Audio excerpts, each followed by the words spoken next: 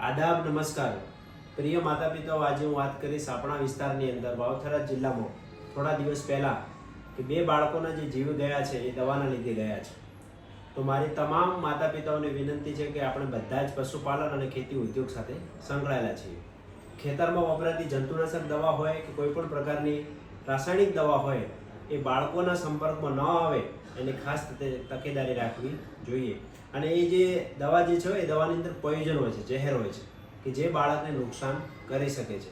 તો આપનું જો 15 વર્ષથી નાનું બાળક હોય તો કોઈ પણ પ્રકારની રાસાયણિક દવા હોય કે જંતુનાશક દવા હોય આપણા બાળકના સંપર્કથી દૂર રાખવી જરૂરી છે, અથવા કોઈ ઊંચી જગ્યાએ મૂકવી.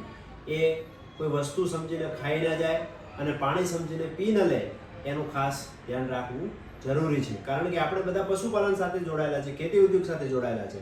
એટલે કોઈ પણ પ્રકારની રાસાયણિક દવા હોય કે જંતુનાશક દવા હોય એ બાળકના સંપર્કમાં ન આવે એ રીતે અલગ જગ્યાએ સેપરેટ રાખવી જોઈએ, જેનાથી બાળકો ખાતા પીતા અટકી જાય અને બાળકને કોઈ પણ પ્રકારનું નુકસાન ન થઈ શકે.